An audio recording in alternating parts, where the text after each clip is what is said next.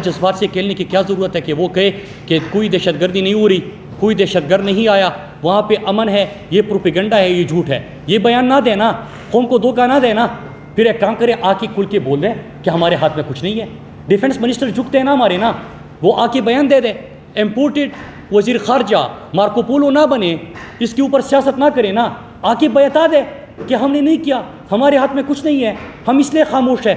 लेकिन झुकते तो ना मारे ना यार, उसके बाद सियासत तो ना करे। एक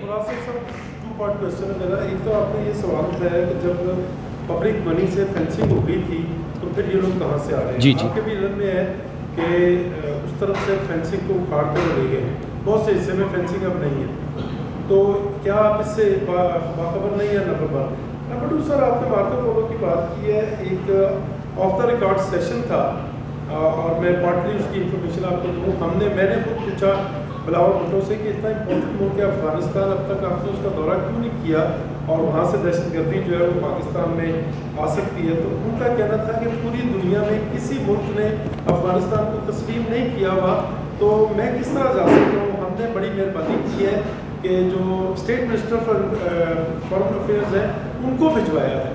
तो आप समझते हैं कि जिसको किसी ने तस्लीम नहीं किया, पाकिस्तान का वज़ीर ख़ारजा वहाँ जाना चाहिए? आप कॉन्फिडेंट हैं इस पर? देखिए, पहली चीज़ ये है कि पहली चीज़ जो आपने फेंसिंग का सवाल किया, ये तो मेरा सवाल था कि अरबों रुपए पाकिस्तानी कौम के लगे हैं, तो अगर उखाड़ा जा रहा है तो इसका भी कौम को बता दे। आपका पैसा है ना, तो आपको बता दिया जाए ना कि इसके ऊपर तो हम आप खुद को महफूज करते थे। और मैं आपको ये बताऊँ कि जब मेरे ऊपर रियासत के दुश्मन का इल्ज़ाम लगता है तो उससे पहले ये भी सोचिएगा कि जब ये बॉर्डर की फेंसिंग हो रही थी तो नेशनल असम्बली में एक करारदाद मंजूर हुई थी, इसके बाद ये फैसला हुआ।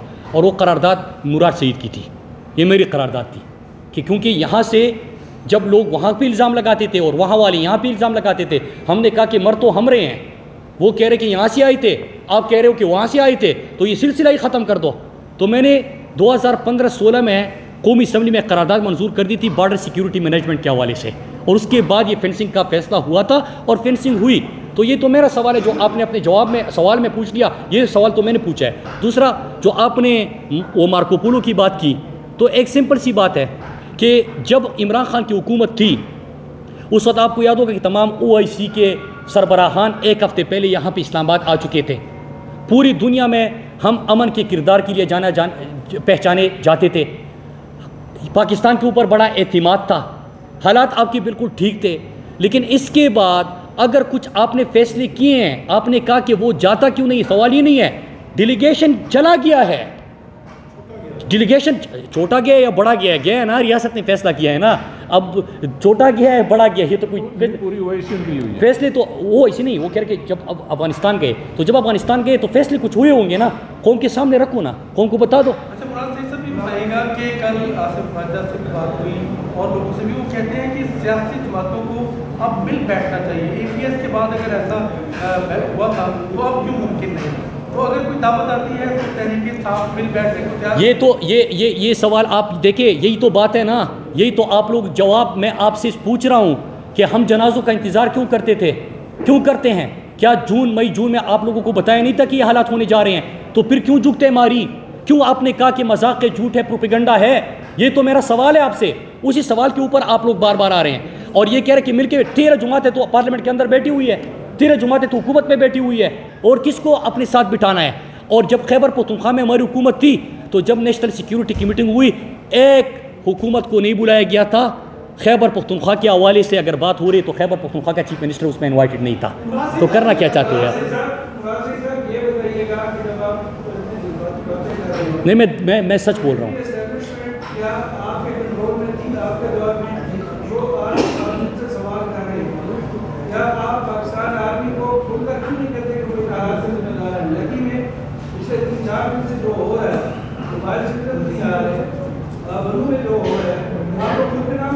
मैं देखिए, नहीं देखिए, ये आपको किसने कहा कि मैं किसके खिलाफ और किसी के हक़ में बात करता हूँ? यही जो आपका सवाल है ना, मेरी मर्ज़ी है, मेरा जवाब है, वो भी सुनिएगा, ठीक है ना। बात यह है कि आपने कहा कि जब आप हुकूमत में तो आप जिम्मेदारी लेते हैं, मैं जिम्मेदारी लेता हूँ। मैंने 4 साल में कोई धमाका नहीं दिया, 4 साल में वहाँ पे हमारे लोगों की लाशें नहीं उठी, 4 सालों में हमने अमन दिया, खुशहाली दी, तरक्की दी, 4 सालों में हमारा स्वाद जहाँ पे कदम कदम पे हमारे स्कूल तबाह हुए थे, अस्पताल तबाह हो गए थे, सड़कें तबाह हो गई थी, घर तबाह हो गए थे, वहाँ पे हमने खुशहाली दी, तरक्की थी, लोगों के चेहरों पे मुस्कान दिया।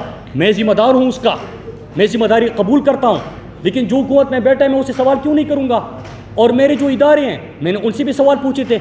जब मैंने अगस्त में सवाल पूछे अपने सिक्योरिटी के इदारों से, तो मेरे ऊपर तो यही लोग हैं, कुछ सहाफ़ी भी थे, कुछ चैनल ने भी मेरी प्रेस कॉन्फ्रेंस नहीं चलाई, उसका 10 सेकंड का चलाया कि ये रियासत के ख़िलाफ़ बात कर रहा है, उसके ऊपर मुकदमे दर्ज कर दिए।